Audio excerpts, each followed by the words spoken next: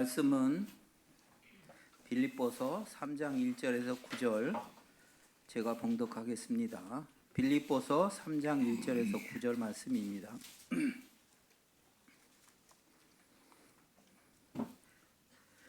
끝으로 나의 형제들아, 주 안에서 기뻐하라. 너희에게 같은 말을 쓰는 것이 내게는 수고로움이 없고 너희에게는 안전하니라. 개들을 삼가고 행악하는 자들을 삼가고 몸을 상해하는 일들을 삼가라. 하느님의 성령으로 봉사하며 그리스도 예수로 자랑하고 육체를 신뢰하지 아니하는 우리가 곧 할례파라. 그러나 나도 육체를 신뢰할 만하며 만일 누구든지 다른 이가 육체를 신뢰할 것이 있는 줄로 생각하면 나는 더욱 그러하리니, 나는 8일 만에 할례를 받고 이스라엘 족속이요 베냐민 지파요 히브리인 중에 히브리인이요 율법으로는 바리새인이요 열심으로는 교회를 박해하고 율법의 의로는 흠이 없는 자라. 그러나 무엇이든 내게 유익하던 것을 내가 그리스도를 위하여 다 해로 여길 뿐더러 또한 모든 것을 해로 여김은 내 주 그리스도 예수를 아는 지식이 가장 고생하기 때문이라. 내가 그를 위하여 모든 것을 잃어버리고 배설물로 여김은 그리스도를 얻고 그 안에서 발견되려 함이니, 내가 가진 의는 율법에서 난 것이 아니요 오직 그리스도를 믿음으로 말미암은 것이니 곧 믿음으로 하나님께부터 난 의라. 아멘. 신자가 행복하지 않다면 이것 때문이다라는 말씀을 들을 때 많은 은혜 받기 바랍니다. 우리나라 국민의 행복 지수가 143개국 나라 중에 52위라고 합니다. 유엔 산하 자문 기구인 지속가능 발전 해법 네트워크에서 작년도에 발표한 통계입니다.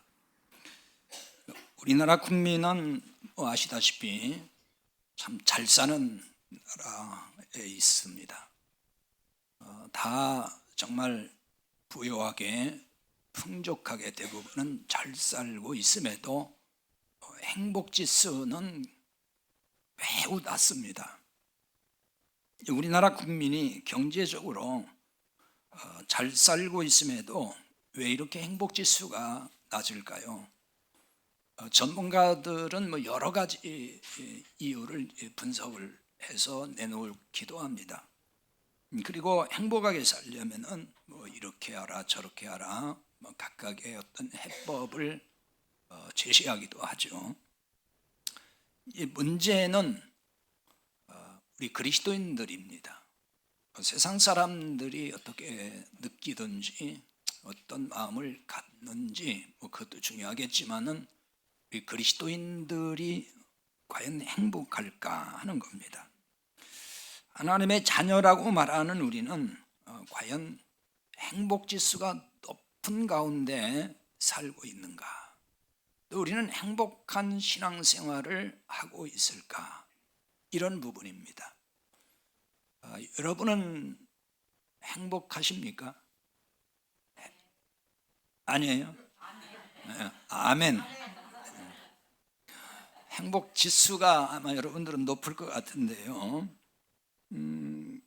우리 그리스도인들의 이 행복 굉장히 중요합니다. 근데 행복하지 않다 그러면은 왜 그렇다고 생각을 하십니까? 이 행복의 개념은 다분히 주관적이죠.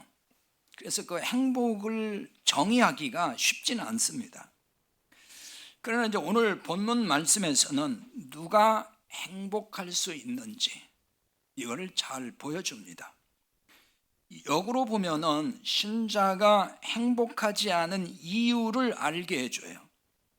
그렇다면 누가 행복할 수 있을까요? 오늘 본문에서는 사도 바울을 통해서 누가 행복할 수 있는지를 보여줍니다.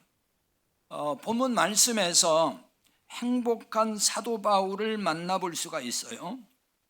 바울이 이 빌립보서를 쓸 때 이때는 로마 감옥에 갇혀 있을 때입니다. 복음을 전한다는 이유로 박해를 받고 로마 감옥에 갇히게 됐습니다. 이걸 이제 세상 기준으로 보면은 좀 하나님이 원망스러울 수 있는 상황이죠. 바울이 뭐 나쁜 짓 하다가 감옥 간 거 아니잖아요. 생명 내걸고 복음을 전하다가 유대인들에게 미움을 받고 그들에 의해서 사실상 고소를 당하고 로마로 압송이 돼서 지금 재판받기 위해서 감옥에 갇혔어요. 그 감옥에 갇혀 살고 있는데 세상 기준에서 생각하면은 좀 원망스러운 상황 아닙니까? 하나님께서 뭔가 좀 평탄하게 복음을 잘 전할 수 있도록 길을 열어주실 것이지 왜 그렇게 박해 속에서 힘들어야 되고 또 잡혀서 감옥에 갇히고 뭐가 탁 막혀 있는 것 같잖아요. 다 끝난 것 같고 그럴 때 마음이 답답하기도 하고 또 우울한 마음 들지 않겠어요? 뭐가 다 막혀 있으니까요.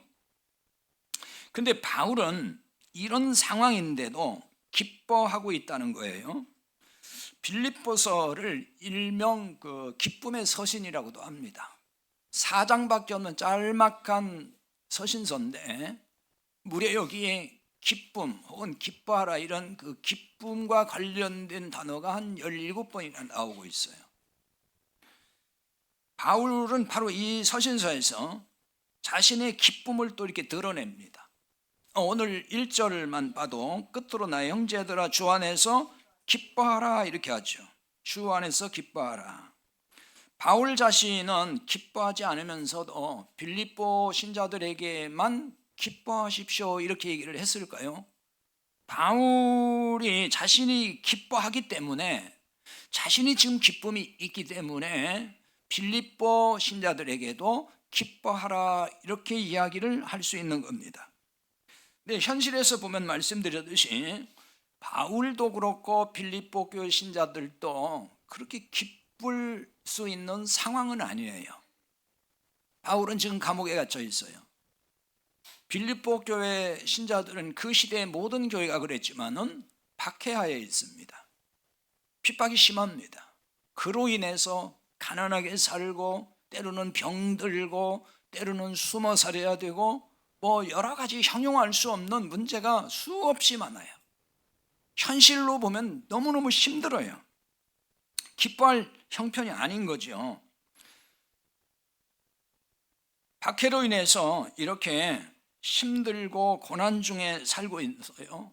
그러면 뭐 경제적인 어떤 부유함이라도 누리거나 또 아니면은 누군가가 좀 이렇게 알아줘서 명예라도 좀 많이 있거나 그러면 좋지 않겠어요? 근데 그런 것도 없어요. 누가 알아주는 것도 아니고 다 비난뿐이고 뭐 욕먹고 가난해졌고 정말 어느 것 하나 기뻐할 일이 없다는 거예요.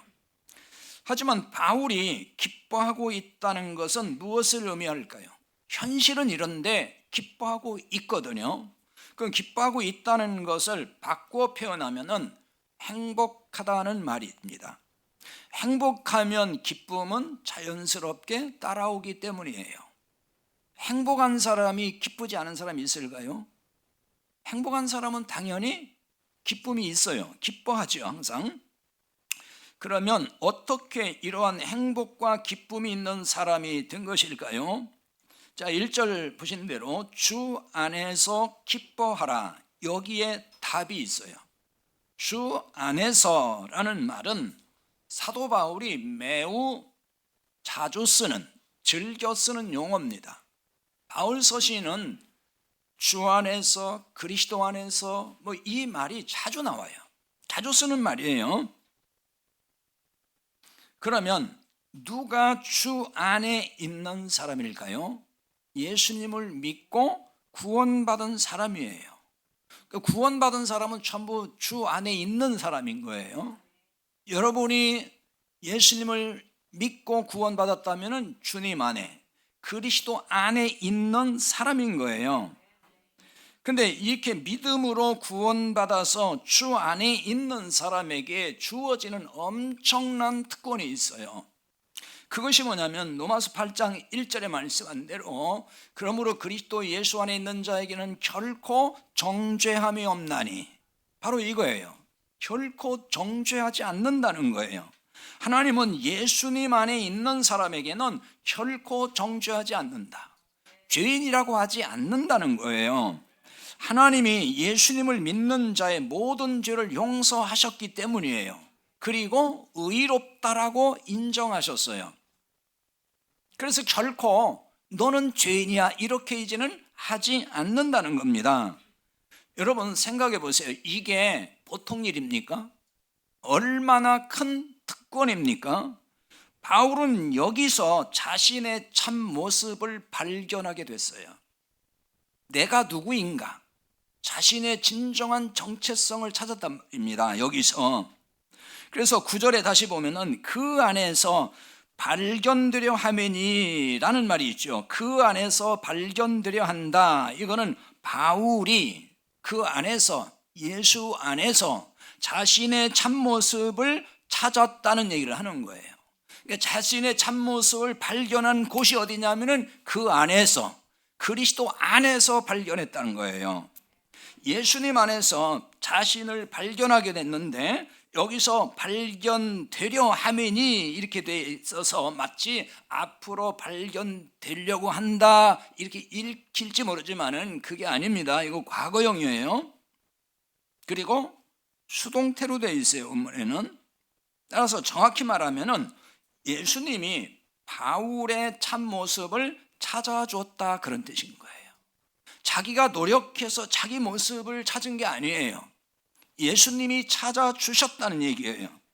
예수님이 찾아준 바울의 참모습이 뭘까요? 9절을 다시 보면은 내가 가진 의는 율법에서 난 것이 아니요 오직 그리스도를 믿음으로 말미암은 것이니 곧 믿음으로 하나님께로부터 난 의라. 바로 이 말씀이에요. 이 말씀에서 예수님이 찾아준 바울의 참모습은 의인이라는 것을 알 수가 있어요. 의인이라는 거예요. 하나님이 의인이라고 인정해 줬다는 거예요. 그만큼의 흠결이 없는 도덕적이고 윤리적으로 완벽한 사람이라는 의미에서 의인이 아니에요. 흠이 많고 연약함이 있고 실수도 많고 그렇지만 이 그리스도 안에 있기 때문에 하나님께서 더는 내가 너를 죄인이라고 하지 않겠다, 의인이라고 하겠다, 바로 그거예요. 그거를 발견했다는 거예요.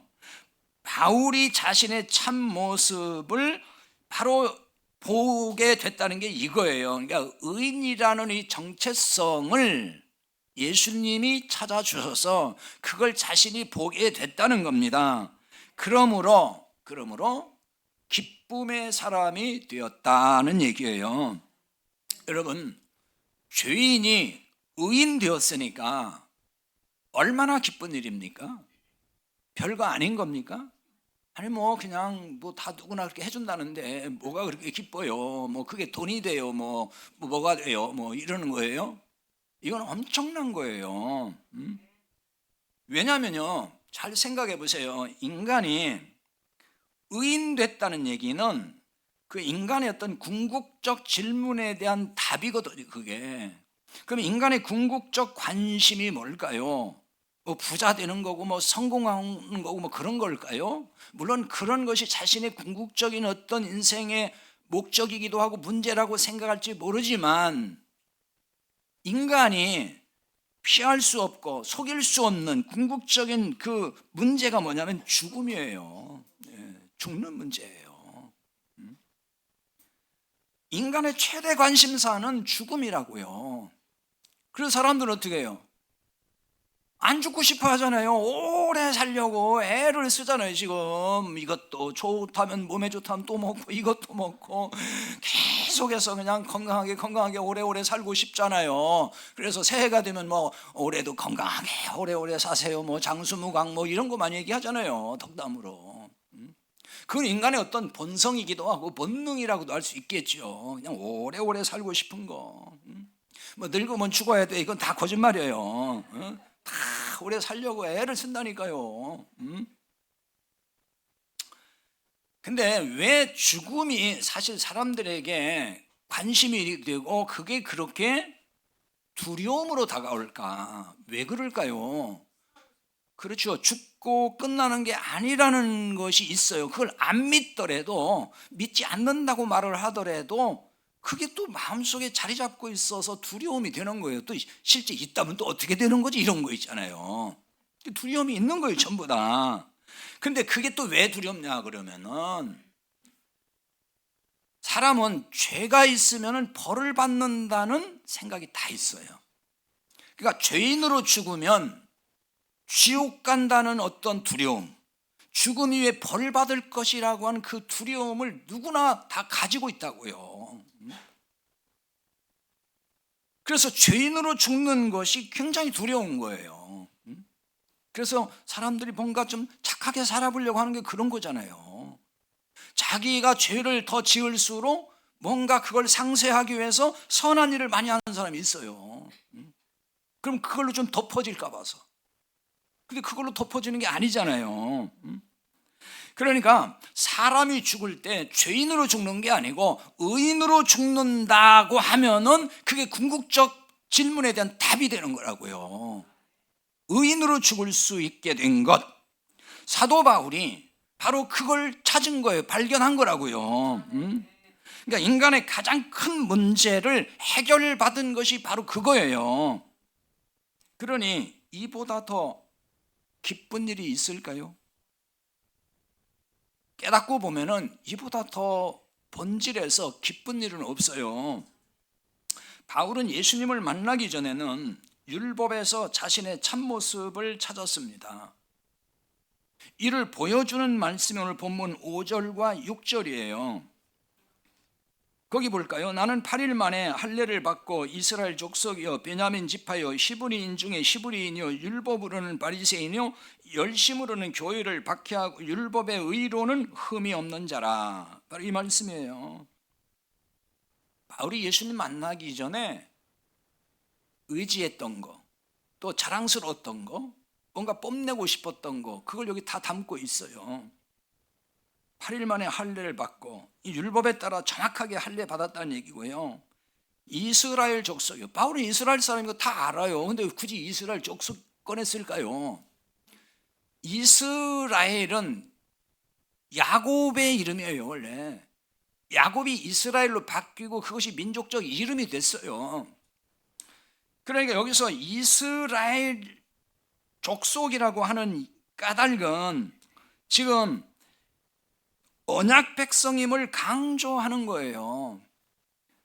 하나님께서 아브라함을 부르시고 언약을 주시잖아요. 그리고 그 언약이 이삭으로, 이삭에서 야곱으로 이어져 내려간다고요. 그러니까 내가 이스라엘 족속이라는 얘기는 그걸 얘기하는 거예요. 나도 그 언약 백성 중에 하나다. 그런 얘기를 하는 거죠. 또 뭐 베냐민 지파 그랬는데, 원래 이 베냐민은 야곱이 가장 총애하던 라헬이라는 아내를 통해서 낳은 자식이에요. 그리고 베냐민만 가나안에서 태어났어요. 그러니까 바울은 이런 점을 굉장히 자기 가문이 이렇다는 것을 자랑스럽게 지금 얘기를 하는 거거든요, 이걸. 그리고 이스라엘의 초대 왕도 베냐민 출신이에요. 베냐민 지파, 사울왕. 이런 걸 굉장히 베냐민 지파가 자랑스럽게 자긍심을 갖고 있다는 얘기죠. 바울이 그거 지금 내세우는 거예요. 히브리인 중에 히브리인이요. 뭐 이것도 그런 맥락이긴 한데요. 원래 히브리라는 말은 저 강 건너에서 왔다 그런 뜻이에요. 아브라함이 메소포타미아에 있다가 유브라데스 강을 건너서 가나안 땅에 왔잖아요. 가나안에 있는 사람들이 아브라함을 보고서 저 강 건너서 왔다 그러니까 강 건너 온 사람 그렇게 얘기한 게 히브리란 말이에요. 히브리인. 그래서 아브라함의 별명이에요. 히브리인. 그것이 하나의 또 민족적인 이름으로 고유명사로 자리를 잡은 거죠. 그래서 바울은 지금 이런 얘기를 하면서 나는 그 정말 순수한 히브리인의 피, 아브라함의 혈통이다라고 하는 얘기를 여기서 지금 강조한다고 볼 수가 있어요. 율법으로는 바리새인이라 그랬어요. 율법으로. 그 뒤에 가서 보면은 율법의 의로는 흠이 없다는 얘기를 하거든요. 그 얘기하는 거예요. 바리새파 사람들은 율법을 얼마나 철저하게 지킵니까? 나는 그런 사람들이다. 이 바리새인들은 유대교 안에서 굉장히 보수적이고 또 그 민족주의적인 성격이 강한 사람들이에요. 율법을 문자대로 철저하게 지키면서 살았던 사람이죠. 그러니까 지금 이 내용이 뭐 더 깊은 설명은 안 했습니다만은 이걸 그냥 간단히 정리하면 이런 거죠. 율법에 충실하게 살았던 골수 유대인이다 하는 얘기를 바울이 하는 거예요 지금. 그러니까 율법의 의로는 흠이 없는 자라고까지 했어요. 그러니까 흠 잡을 데 없을 정도로 율법을 문자대로 철저하게 지키며 살았다는 얘기를 하는 거예요. 바울이 율법에서 찾은 자신의 참모습이 바로 이거였어요. 자기를 거기서 찾은 거예요. 발견을 하는 거예요 자꾸만. 그러니까 이것이 참모습인 줄 알고 이 모습으로 누구보다 열심히 하나님을 위해서 살았던 사람, 그게 사도 바울이에요. 그래서 6절에 보면 열심으로는 교회를 박해하고 이렇게 말하잖아요. 이게 그 말이에요. 그러니까 교회를 왜 박해했느냐 하는 얘기는, 자, 교회는 예수를 믿는 사람들이고 그리고 그 예수는 하나님의 아들이라고 하잖아요. 그리스도인들이. 유대인이 아주 그것 때문에 질색을 한 거예요. 어떻게 예수가 하나님 아들이냐? 아니다 그거죠. 그 예수를 믿는 너희들은 다 이교, 이방 종교와 같이 그냥 오늘날로 말하면 이단시 해버린 거예요. 이단. 그때 그리스도교는 이단이에요. 유대교에서 볼 때는. 그래서 사도 바울이 교회를 박해했다는 말은 그게 뭐냐면 그게 하나님을 위한 열심이라고 생각을 했던 거예요. 그래서 여기 열심이 있었는데 이 열심은 지금 예수님을 만나기 전에 열심인 거죠. 만나기 전에. 그래서 여기 열심이라는 말은 헬라어의 젤로스라는 말인데 이게 질투, 시기, 경쟁 이런 뜻을 가지고 있어요. 그러니까 이건 율법에서 자신의 참모습을 찾으려는 사람에게 있는 열심의 특징이에요. 이게 바로 율법으로, 율법 아래 있는 사람들 그 특징인 거예요. 그래서 경쟁에서 나오는 시기, 질투가 깔린 열심이란 말이에요. 열심은 열심인데 질투에서 나오는 열심이에요. 시기심에서 나라고 못할 거냐 이런 거 있잖아요. 너도 하는데 나라고 못할 거야, 나도 할 수 있어 이런 거. 그게 다 질투, 시기에서 나오는 열심인 거거든요. 그게 경쟁심 이거예요. 그런 열심이 있었다는 얘기예요. 여러분, 그런 신자가 지금도 있는 거예요. 교회마다 그런 신자가 있어요. 율법주의 교회는 더 많죠, 그런 신자가. 그럼 이런 신자에게 기쁨이 있고 행복이 있을까요? 교회 일 열심히 하면서도 기쁨이 없다면 이런 문제가 아닌지 살펴봐야 돼요. 율법주의에서 나오는 열심으로는 절대로 행복할 수가 없어요. 신앙생활 행복하지 않아요. 바울이 교회를 박해했다고 아까 앞에서 봤잖아요. 자기는 그런 박해자였다는 얘기를 지금 하는 거거든요. 왜 교회를 박해했어요? 아까 말씀드렸지만은 거기다 더한다면은, 자, 교회가 너희들, 즉 그리스도인들, 너희들 예수 믿는다는 너희들은 왜 율법을 문자대로 지키지 않느냐 그거예요. 율법을 무시한다고 보는 거예요. 율법을 아예 그냥 다 버렸다고 생각을 한 거예요. 그래서 박해를 하는 거예요. 근데 여기 이제 박해하다 이 말은 쫓다 그런 얘기예요. 쫓아간다 그러죠. 뒤따라간다 이런 뜻인데요. 이게 지금 여기서 좋은 뜻에서 쓰는 말이 아니에요. 여기서는 그 박해를 하기 위해서 쫓아가는 거, 잡으려고 뒤따라간다 이런 뜻이거든요. 율법주의 신자 특징 중 하나가 이런 점이 있어요. 다른 신자에 대해서 관심이 참 많습니다. 관심 갖는 건 좋은 거죠. 근데 문제는 그게 어떤 관심이냐 이것도 중요한 거예요. 관심은 참 많아요. 쥐를 이렇게 따라다니듯이 관심이 많아요. 졸졸졸 따라다니면서 이렇게 뭘 하는지 막 보잖아요. 살피잖아요. 그렇게 관찰하면서 뭘 보냐 그러면은 잘못하는 것만 꼭꼭 집어서 내요. 문제점 정확하게 아주 잘 집어낸단 말이에요. 그걸로 그치면 괜찮은데 그걸 가지고 비난을 해요. 비판을 해요. 이게 뭔지 아세요? 그게 뭐냐면은 이런 방식으로 자신을 돋보이려고 하는 거예요. 나는 안 그러는데 당신은 왜 그래? 그렇게 하면 안 되는데 이거예요. 다시 말하면은 나는 집사인데도 이 정도 하는데 권사가 돼서 왜 그거밖에 못해? 장로님이 돼가지고 그거밖에 못해요? 이런 거. 그런 것만 눈에 쏙쏙 들어오는 거예요. 그러니까 어떻게 비판하고. 그러니까 나는 직분이 집사밖에 아니지만은 그들보다 내가 낫다 하는 거를 그런 식으로 비교해가지고 돋보이려고 하는 거 있잖아요. 여러분 이렇게 전부 다 율법주의 신앙생활인 거예요. 비교를 잘해요. 비교. 이런 신자에게 기쁨이 있고 행복이 있을까요? 사도행전 9장 1절에 보면은 사울이 주의 제자들에 대하여 여전히 위협과 살기가 등등하여 이런 말씀이 있어요. 사울은 바울이잖아요. 예수님을 만나기 전에 이름이 사울이에요. 이 사울이 그러니까 이때는 율법주의자인 거죠. 율법 아래 있던 사람이에요. 문자적으로 철저하게 막 지키는 사람. 그때에 주의 제자들에 대해서 여전히 위협과 살기가 등등했다 그랬어요. 이 등등했다 이 말이 어떤 뜻이냐면은 숨을 거칠게 들이신다 그런 뜻이에요. 따라서 위협과 살기가 등등하다는 말은 위협과 살기로 숨을 몰아쉬는 거칠게 쉬는 걸 말하는 거예요. 이걸 다른 말로 말하면 씩씩거린다 그 얘기인 거예요. 쉽게 말하면. 왜 어떤 사람 보면 씩씩거리는 사람 있잖아요. 아이고 저거 막 이러면서 마음에 안 든다 그래가지고 자기 눈높이에 안 들어요. 눈높이에 맞지도 않고 어떻게 저렇게 해? 그러니까 막 씩씩거리면서 얘기를 하는 거예요. 사도 바울이 예수님 만나기 전엔 그렇게 살았다는 얘기예요. 예수 믿는 사람들 보면은 저것들 그냥 내가 가만 안 두야지 막 이게 씩씩거리는 거예요. 코를 막 벌렁벌렁 하면서. 그게 여기 등등 그런 얘기 등등하다.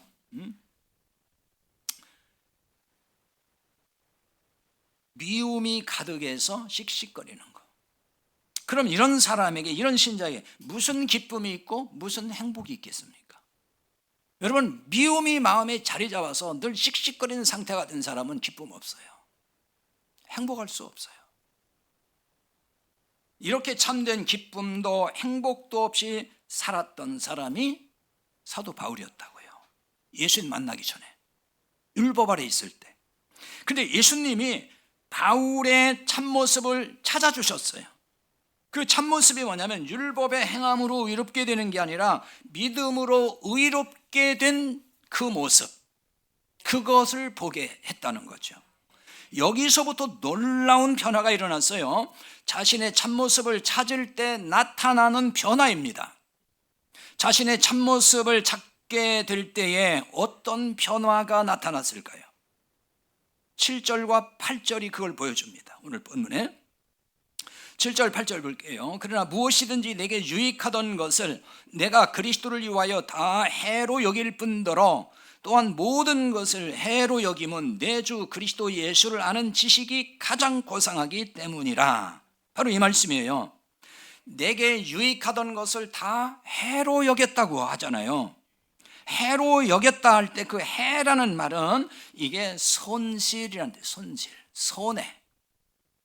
내게 유익하던 것이 뭘까요? 자신이 기대어서 신뢰했던 것들. 앞에서 바울이 자랑스럽게 한때 생각했던 바로 그런 것들. 그게 바로 신뢰했던 것들이에요. 자, 구체적으로 아까 봤지요. 5절에 나는 8일 만에 할례를 받고 이스라엘 족속이요 베냐민 지파요 시브리인 중에 시브리인이요 율법으로는 바리새인이요. 바로 이거예요. 이거를 두고 바로 이것을 4절에서는 육체를 신뢰할 만한 것이라고 얘기합니다. 이런 거죠. 좀 현대 버전으로 얘기한다면은 우리나라가 지금 기독교가 들어온 지가 한 140년인가 됐어요. 아마 더 조금 넘었을 텐데, 아무튼 그러다 보니까 이제 어떤 집안에는 막 3대째 믿고 있다, 뭐 4대째다 이런 집안들이 있습니다. 그렇게 생겼어요. 물론 뭐 수백 년 된 유럽과 비교하면 아무것도 아니지만은 아무튼 우리나라에도 이제 그 몇 대째 이렇게 기독교 가정인 그 집들이 있습니다. 그런 집에서 그러니까 우리가 몇 대째 믿고 있다는 걸 되게 자랑스러워하는 사람들이 있잖아요. 뭐 자랑스러울 만하죠. 근데 이제 내가 그런 집에 태어나서 나는 모태신앙이고, 그리고 유아 세례를 받았고, 그리고 또 우리 집안에는 이렇게 오래 몇 대째 믿다 보니까 우리 집안에는 뭐 집사는 다 뭐 집사는 그냥 어지간하면 다 집사고, 뭐 권사도 수도록 하고 장로도 수도록 하고 목회자도 수없이 많이 나왔고, 그런 걸 엄청 자랑스럽게 여기면서 드러내는 사람들이 있다고요. 그리고 이제 자신은 그렇기 때문에 어릴 때부터 성경을 잘 배웠고 교회에서 살다시피 했고 이렇게 열심히 봉사도 했고 중성도 했고 해마다 막 선교지도 나가서 뭐 단기 선교도 했고 뭣도 했고 이런 걸 엄청나게 이게 자랑스러워하고 그거를 이렇게 드러내는 사람들, 그런 거죠. 그러니까 바울은 자신의 참모습을 찾기 전에는 이런 것을 신뢰했다 그 말이에요. 그러나 자신의 참모습을 찾은 후에는 이런 걸 해롭게 여겼다고 지금 얘기한다고요. 그 이유가 지금 뭐일까요? 그리스도를 위하여 다 해로 여길 뿐더러 라고 하고 있어요. 바로 그거예요. 그리스도를 위하여 다 해로 여겼다. 근데 여기서 위하여라는 이 말을 이해를 잘해야 돼요. 이걸 자칫하면 오해할 수 있는 소지가 충분히 있어요. 왜냐하면은 우리가 그리스도를 위하여 산다, 주님을 위하여 뭐 이런 얘기하면은 내가 뭔가 주님을 위해서 한다는 뉘앙스잖아요. 주님을 위해서 제가 11조 드립니다. 주님을 위해서 제가 오늘 봉사합니다. 주님을 위해서 뭘 합니다. 이런 거 있잖아요. 그렇게 이걸 이해할 수 있는 그런 얘기 아니에요. 그러니까 우리가 내가 무엇을 주님을 위해서 한다는 얘기는 그게 뭐냐면은 공로라는 게 깔려 있는 거거든요. 내가 뭔가를 주를 위해서 하니까 그것이 내 공로가 되고 내 의의가 될 수 있다는 거죠. 그렇게 생각을 하는 거예요, 사실은. 그런데 우리가 주님을 위해서 할 수 있는 공로가 있을까요? 없어요. 일도 없어요. 아니 내가 주님을 위해서 그렇게 물질도 많이 바쳤는데요, 주님 위해서 했는데요, 이렇게 말하면은 한참을 대화를 할 수밖에 없어요. 한참을 얘기해야 돼 그런 분하고는. 여기 주님을 그리스도를 위하여 할 때 위하여라는 얘기는 우리가 생각하는 뭔가 주님 앞에 내가 공로를 쌓는 그걸 말하는 게 아니에요. 이건 그냥 전치사예요, 전치사. 뭐뭐 때문에 뭐뭘 통해서라고 하는 그런 전치사예요. 그러니까 이건 공로의 뜻이 아닙니다. 그러니까 그리스도 예수님 때문에 예수님을 통하여 결국 다 해롭게 여기게 됐다는 얘기를 하는 거예요. 그러니까 육체를 신뢰했던 것들이 영적으로 다 해롭게 된다 하는 것을 그걸 보게 됐다는 거예요. 그게 유익한 줄 알았더니 이게 다 아무것도 아니구나. 그걸 본 거예요. 그러므로 모든 걸 잃어버리고 배설물로 여기는 변화가 왔다 그 얘기예요. 그래서 여기 잃어버리다 하는 얘기도 내가 뭐 알아서 뭘 버렸다는 건 아니에요, 사실은. 이게 원문에는 지금 수동태로 쓰였거든요. 그러니까 내가 능동적으로 뭘 했다는 얘기가 아니에요.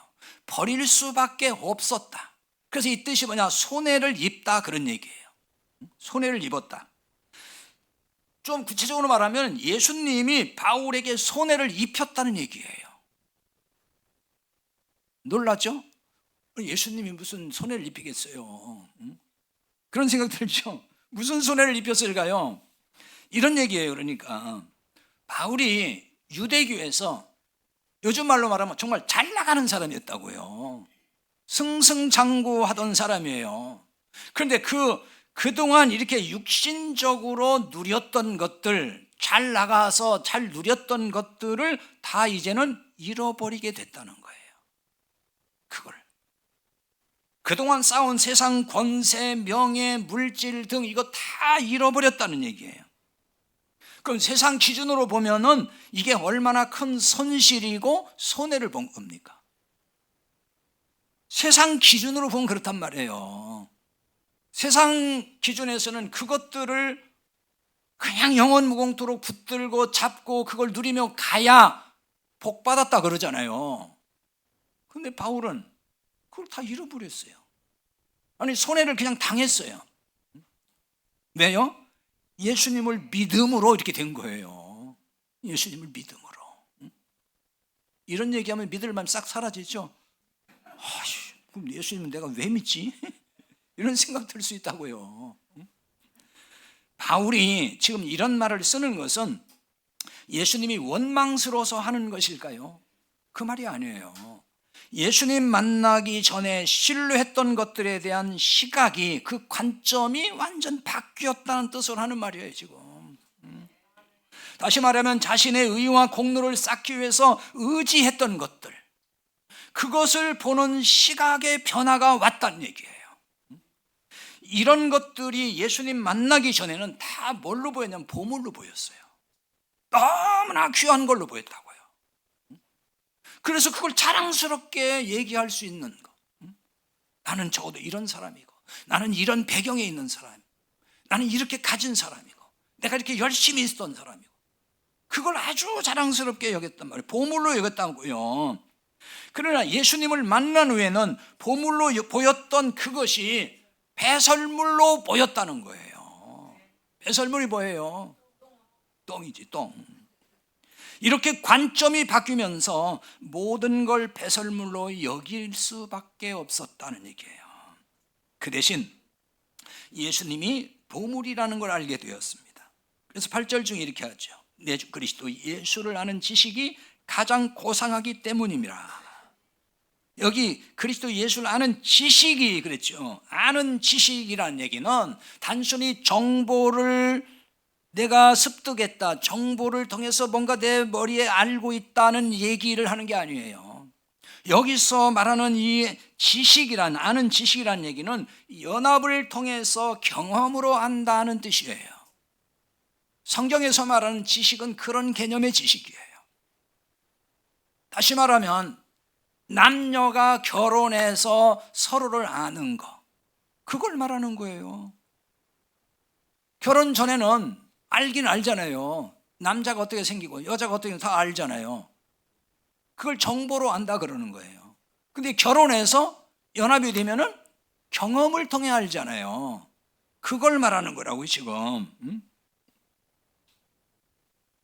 따라서 자신이 예수님과 연합하여 알게 된 거, 그게 예수님을 안다는 얘기예요. 여기 아는 지식이 그 말이에요. 이렇게 연합을 통해 알게 된 예수님을 가장 고상하다고 지금 말을 해요. 가장 고상하다는 얘기는 모든 것 위에 뛰어나다, 탁월하다, 그런 뜻입니다. 예수님보다 더 탁월하고 뛰어난 존재는 없다는 말이에요. 바꿔 말하면 예수님은 어떤 것과도 비교할 수 없는 보물이다, 그 얘기입니다. 신자에게 여러분 이러한 변화가 올 때에 나타나는 현상이 있어요. 그게 뭘까요? 자, 오늘 3절에 보면 이렇게 말해요. 하나님의 성령으로 봉사하고 그리스도 예수로 자랑하고. 여기 성령으로 봉사한다 그랬죠. 근데 여기 이 부분을 좀 또 이해를 해야 될 부분이에요. 여기 봉사한다는 얘기는 나트료라고 하는 헬란 말인데요. 이거는 우리가 생각하는 봉사의 개념이 아니에요. 이거는 이제 섬긴다는 뜻도 있지만 주로 이게 예배한다, 경배한다는 뜻으로 사용하는 용어예요. 이게 원래 제의적 용어라 그래요. 그러니까 성전에서 하나님을 경배하는, 하나님을 예배하는 데 쓰는 그 용어예요. 이게 그게 봉사라는 말이에요. 여기서 말하는. 그러니까 교회에서 일하는 거 우리 봉사라 그러잖아요. 그 봉사 말하는 게 아니란 말이에요. 그래서 이런 부분들을 잘 이해를 못하면은 성령으로 봉사하고 그러니까 하나님 교회에서 일을 잘 하려면은 성령 받아서 능력 받아야 돼. 그게 성령으로 해야지. 이런 얘기 하잖아요. 지금 그 얘기 아니에요, 이거는. 성령으로 봉사한다는 얘기는 성령으로 예배한다 그런 뜻이에요. 성령으로 예배하는 거. 이게 그럼 무슨 얘기일까요? 자신의 의와 공로를 갖고 예배하는 율법주의 신자들과 다른 예배. 그 율법주의 신자들은요, 항상 자기 의와 공로를 가지고 와서 예배한다고요. 바리새인들이 그러잖아요. 세리와 바리새인이 성전에 갔는데 바리새인 기도하는 게 거기 그러자 하잖아요. 하나님, 저는 일주일에 뭐 정기적인 금식도 하고 뭐 소득의 11조도 꼬박꼬박 드리고 뭣도 하고 그거 지금 자랑, 그 공로를 자꾸 얘기하잖아요. 그걸 가지고 나온 거예요, 하나님 앞에. 율법주의 신앙이라는 게 이런 걸 말하는 거예요. 예배할 때 그걸 가지고 와요. 그걸 자기 공로를 내세워. 하나님, 제가요 요즘에 정말 사업도 안 되고 어려운데도 제가 오늘 이렇게 11조를 안 떼어먹고 가져왔어요. 그러니까 제발 정성을 좀 보시고 복 주시기 바랍니다. 예배하면서 그런다고요. 꼭 그렇게는 안 하겠지만은 그런 논리와 그런 심리가 있다고요. 그게 자기 공로 가지고 오는 거예요. 그걸로 예배하는 거라니까요. 그건 예배가 아니에요.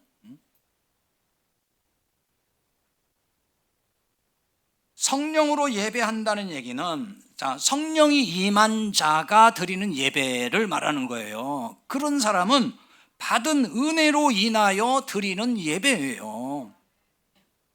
우리가 빈손 들고 십자가를 붙든다 그러잖아요. 그 빈손 들고 나간다는 얘기는 아무것도 안 가지고 간다. 그 얘기가 내 공로가 없이 주의 공로만 의지하고 저는 왔습니다. 그 얘기인 거예요. 그 예배를 드려야 되는 거예요. 그 다음에 그리스도 예수로 자랑하고 그랬습니다. 그리스도 예수로 자랑하고. 여기 자랑하고라는 얘기는 기뻐한다 그런 얘기예요. 자랑한다는 말도 있지만 기뻐한다. 근데 여기 예수로라고 했는데 로라고 하는 말은 안에서 그 말입니다. 원문에는 그렇게 되어 있어요. 영어의 인. 예수님 안에서 자랑하고 그 말이에요. 예수님 안에서 자랑하라는 말인 거죠. 그럼 우리가 예수님 안에서 자랑할 게 있어요, 없어요? 있어요? 없습니다. 아무것도 없습니다. 따라서 이 말씀은 예수님 안에서 뭔가를 뭐 자랑 좀 해봐라 하는 얘기가 아니에요. 우리가 예수님 안에서 자랑하면 된다는 얘기를 하는 게 아니에요. 예수님 안에 있으니까 난 내 자랑해도 된다는 얘기를 하는 게 아니라고 이게. 그게 아니고 그냥 예수님을 기뻐하라 그 말인 거예요. 예수님을 기뻐하는 것. 영원한 보물이신 예수님을 기뻐하며 사는 것. 그걸 말하는 거예요. 그러나 자기 의와 공로를 의지하는 율법주의 신자는 예수님을 기뻐하지 않습니다. 예수님을 믿는다고 발언하는데 기뻐하지는 않아요. 근데 이런 신자들이 율법주의 열심을 내니까 예수님을 기뻐하는 것처럼 보이긴 해요.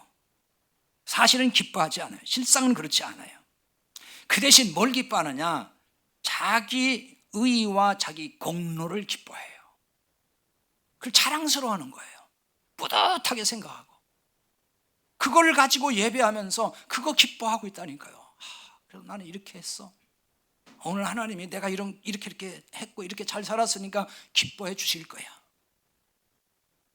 자기가 자기 기뻐하는 거예요. 자기 의를 그게.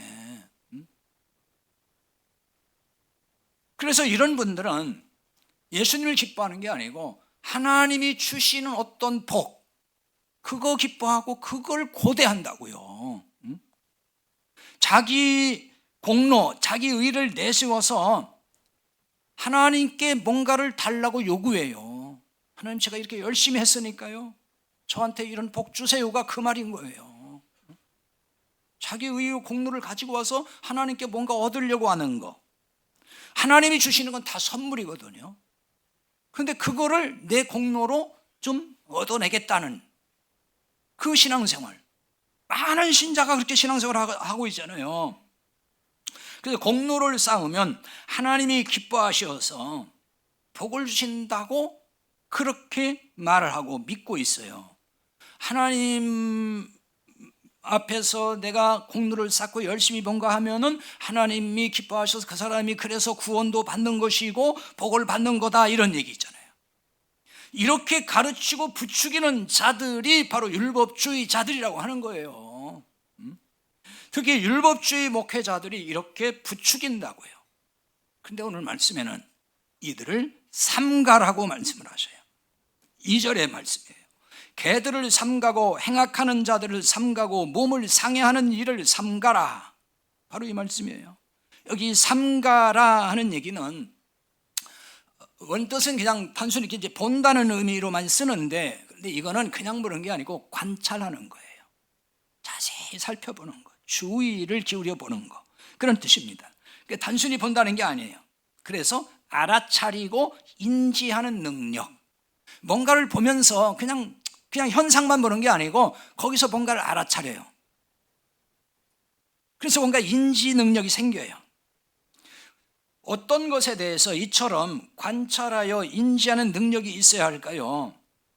여기 나와 있는 개들, 행악하는 자들, 몸을 상해하는 일, 바로 이런 거예요.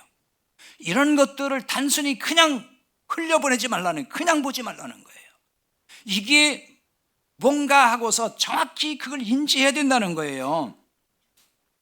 지금 여기 개들, 행악하는 자, 몸 상해하는 일, 이게 다 뭔지 아세요? 모두 같은 대상을 지칭하는 표현인데 율법주의자들을 비유한 거예요. 지금 이게 개라고 나왔죠. 개들, 이거는 들개라는 뜻이거든요. 들개. 그래서 먹잇감을 찾기 위해서 길거리를 막 헤매고 다니고 들판을 왔다 갔다 하는 그 개를 말하는 거예요. 배회한다는 말이, 들판을 먹잇감 찾기 위해서.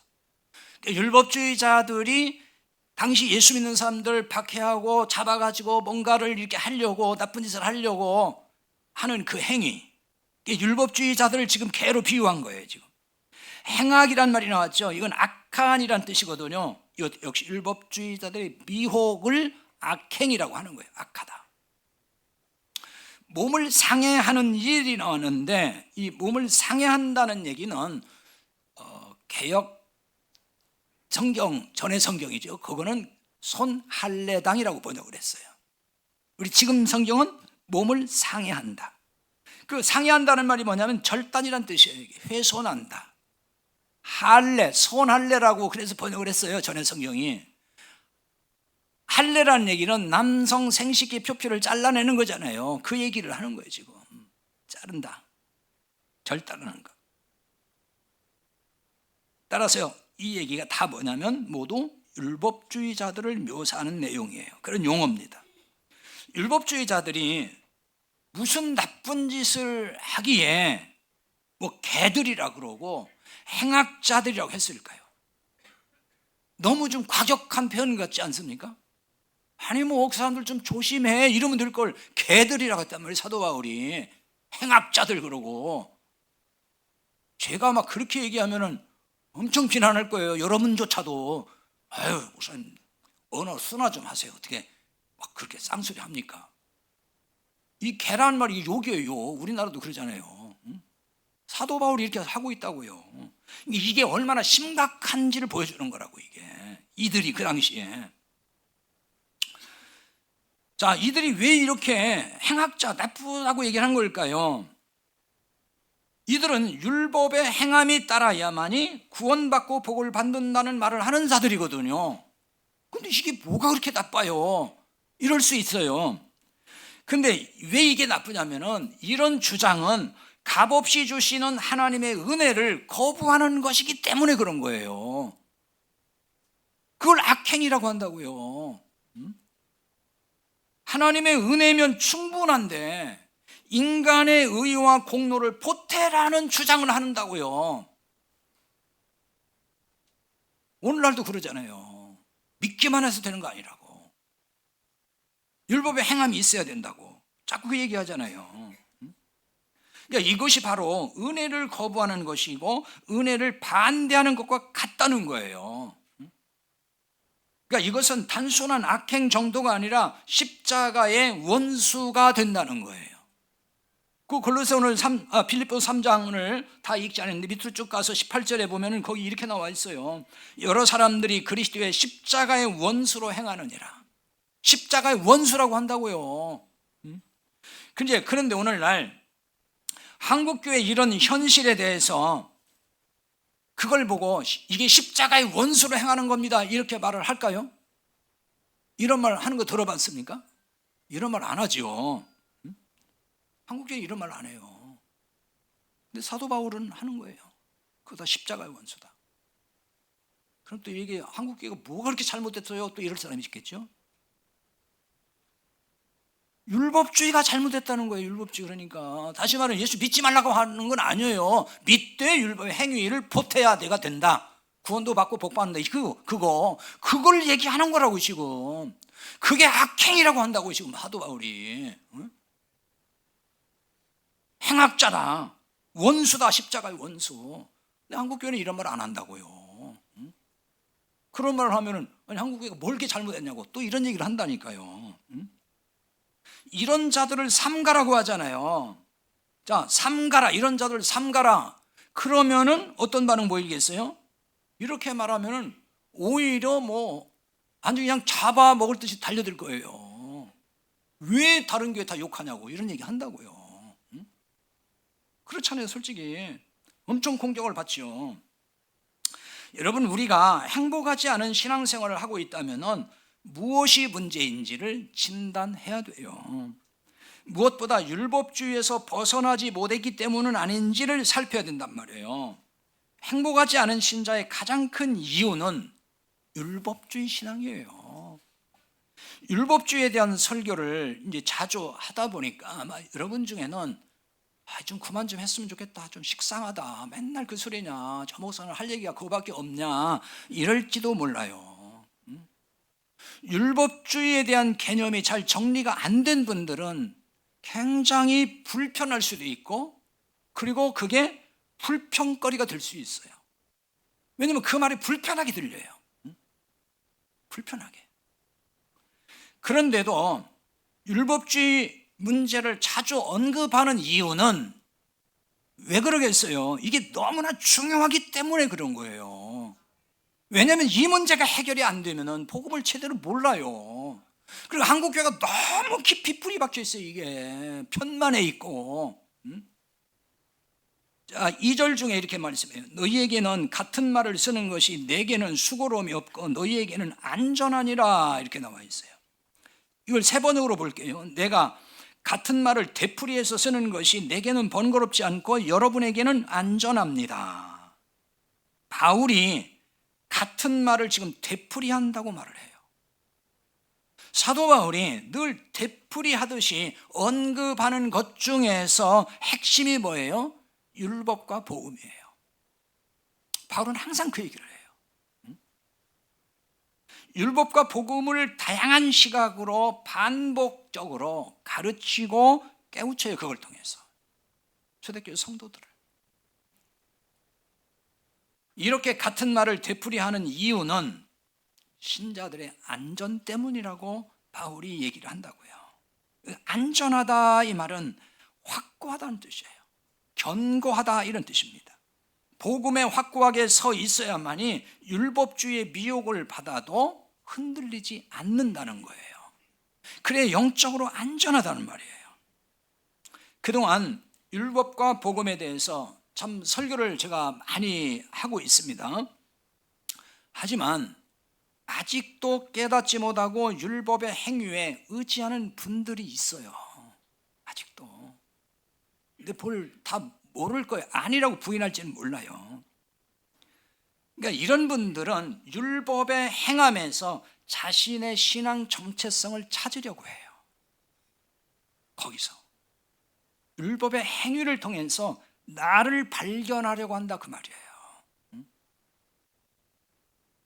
율법의 행함에서 나를 찾으려고 하면은 기쁨이 없어요. 행복이 없어요. 언제 기쁨이 행복이 있을까요? 그리스도 안에서 나를 발견해야 돼요.